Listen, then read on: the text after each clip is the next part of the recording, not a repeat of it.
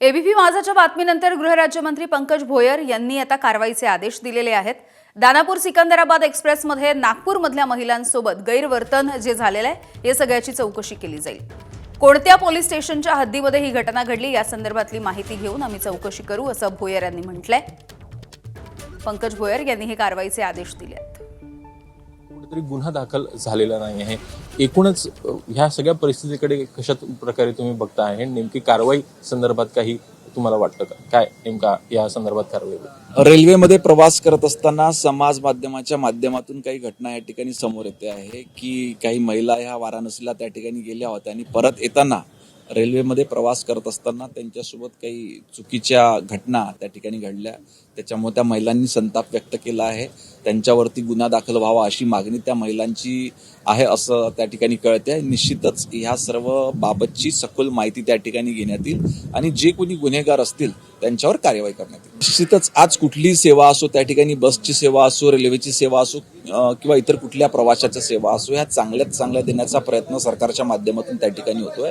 आणि विशेष करून रेल्वेच्या माध्यमातून जेव्हा प्रवास करतो तर कुटुंबातल्या व्यक्तींना, विशेष करून महिलांना त्या ठिकाणी सुरक्षिततेची भावना त्यांच्यामध्ये त्या ठिकाणी असते।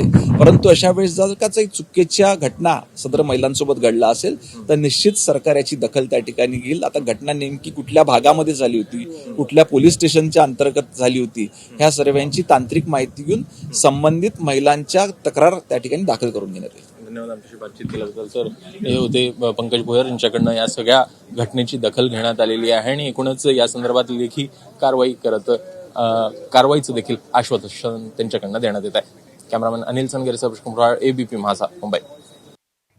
तर मुरदाड रेल्वे प्रशासनाला आणि पोलिसांना एबीपी माझाने काही सवाल विचारलेत।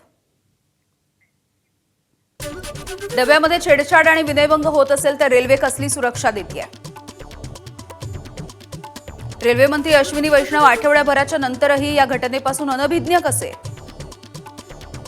हलगर्जीपणा केलेल्या जीआरपींना निलंबित किंवा बडतर्फ कधी केलं जाणार आहे? यूपी पोलीस मुरदाडासारखे वागले पण नागपूर पोलीसही बेफिकीर का? रात्रीच्या वेळी सुरक्षेसाठी तैनात असलेले आरपीएफ जवान कुठे होते? आरक्षित डब्यामध्ये 400 जण घुसले, टीटीई रेल्वे पोलीस नेमके कुठे होते? एक्स आणि 139 क्रमांकावरती विनयभंगाची तक्रार दाखल केली तरी देखील रेल्वे ढिम्म का? पीडित रेल्वे रुळांवरती उतरल्या तरी यूपी पोलिसांना गांभीर्य कळलं नाही?